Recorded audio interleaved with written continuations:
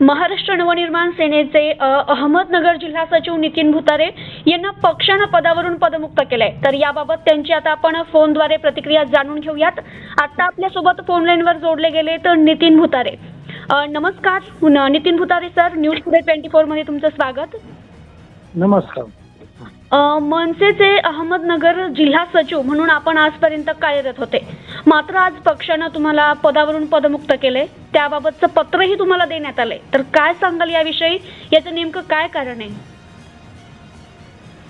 मला पदमुक्त केल्याचं पत्र अजूनपर्यंत तर माझ्यापर्यंत आलं नाही, ते सोशल मीडियावरच मी पाहिलंय। अच्छा। परंतु या मागचं कारण म्हणजे काय, असं काही मोठं कारण याच्या मागं काही नव्हतं। आजपर्यंत कधी मला पक्षाने याबाबत काही मला कळवलंही नाही, काही नाही।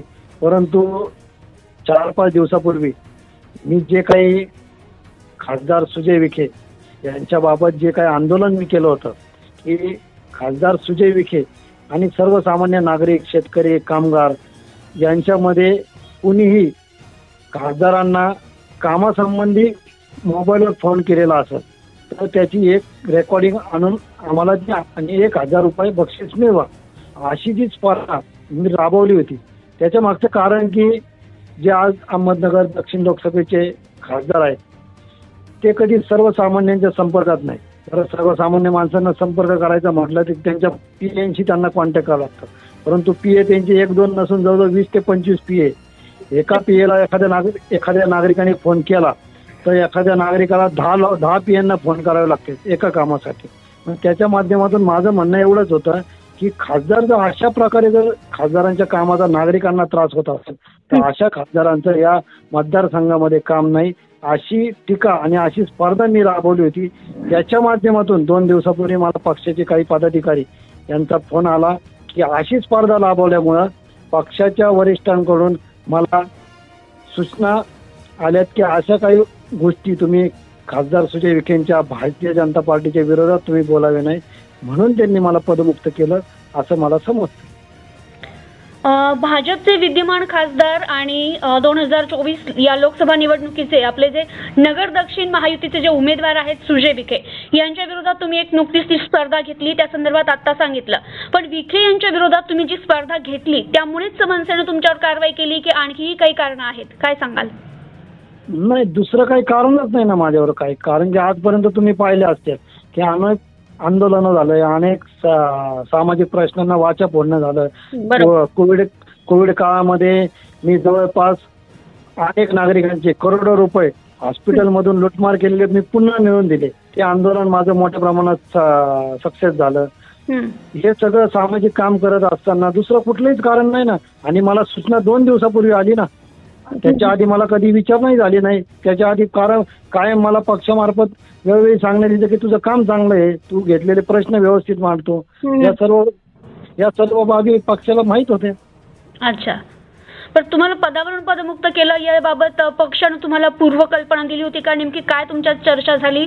पक्षातील वरिष्ठांशी काय बोलणं झालं होतं तुमचं? पक्षांच्या वरिष्ठांशी म्हणजे माझं बोलणं म्हणजे पक्षाचे काही पदाधिकारी आमचे जे आहेत तर त्यांच्या माध्यमातून त्यांचं हेच म्हणणं आलं की या आंदोलनाच्या माध्यमातून पक्षाला प्रश्नांना सामोरं जावं लागतं। परंतु मी जी भूमिका मांडली ती सर्वसामान्यांच्या बाबतीत मांडली। आज आपण जी भूमिका मांडतो ती सत्ताधाऱ्यांच्या विरोधातच मांडत असतो, कारण की सत्ताधारी हे जनतेचे प्रश्न सोडवण्यासाठी सत्ताधारी असतात। आज मी सत्ताधाऱ्यांच्या विरोधात भूमिका मांडायची नाही तर मग दुसऱ्यांच्या कोणाच्या विरोधात भूमिका मांडायची का?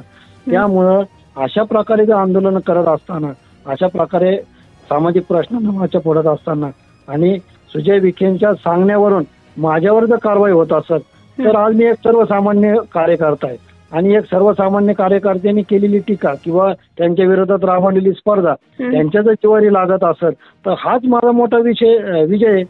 जर तुम्ही पाहिलं जर त्यांच्या जर जिवारी जर ही टीका लागली असेल तर मग याचा अर्थ पुढे तरी सुजय विखे सर्वसामान्य सर्वसामान्य माणसांच्या बरोबर संपर्क साधण्यात कमी पडतात।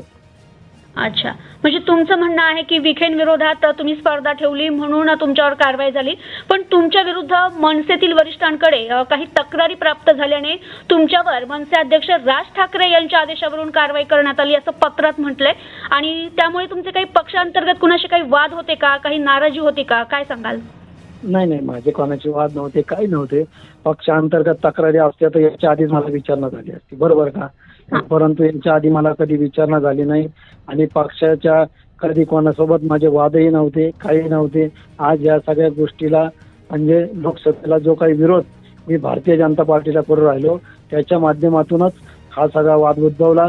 आणि मी त्यांना नंतर सांगितल्यानंतर की त्यांनी ज्यावेळेस मला विचारलं की ही गोष्ट थांबवली पाहिजे, परंतु मी त्यांना सविस्तर सांगितलं की ही बाब मी थांबवू शकत नाही. येणाऱ्या काळामध्ये सुद्धा खासदार सुजय विखे आणि भारतीय जनता पार्टी यांच्या विरोधात मी भूमिका मांडत राहणार. मी काय घाबरणारा कार्यकर्ता नाहीये, मी कोणाची लाचारी करणार नाहीये. मी जे सत्य पहिल्यापासून समोर लोकांसमोर मांडतो तेच सत्य मी जनतेसमोर काय मांडणार अशी भूमिका माझी आहे. अच्छा, पण मनसे अध्यक्ष राज ठाकरे यांनी अनेकदा आपल्या भाषणात भाजप विरोधात भाष्य केलंय, अनेकदा पंतप्रधान नरेंद्र मोदी यांच्यावरही टीका केली, त्यांना अनेकदा विरोध केला. मात्र आता ऐन लोकसभा निवडणुकीच्या तोंडावर मनसे भाजपशी युती करते, तर याबाबत तुम्ही काय सांगाल? नाही, तो पक्षांतर्गत विषय. भारतीय जनता पार्टीची युती करायची तर कोणाशी युती करायची हा पक्षांतर्गत विषय. परंतु कधी कधी जो आपल्या स्थानिक लेवलचा जो विषय येतो तर याच्या माध्यमातून आम्ही जे काम करतो, आम्ही जे राजकारणात काम करतो हे सर्वसामान्य लोकांकरिताच करतो, बरोबर का?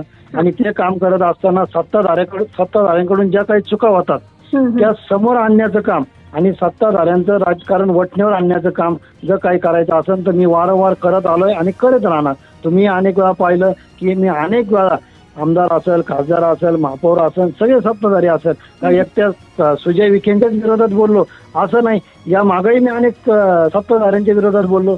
माझं ते काम आहे लोकांना प्रबोधन करायचं, लोकांना सत्य परिस्थिती सांगण्याची, हे माझं काम आहे. अच्छा, पण मग मनसे आणि भाजप यांच्यात युती होतीये, पण तुम्ही स्थानिक भाजपच्या विरोधात आहात. भाजपला तुमचा ठाम विरोधच आहे, म्हणून तुमच्यावर मनसेनं ही कारवाई केली असं चर्चा आहे, तर याबाबत काय सांगाल? 100% मी त्यांना माझी भूमिका स्पष्ट केल्यानंतर त्यांना माझी भूमिका पटलेली नाही.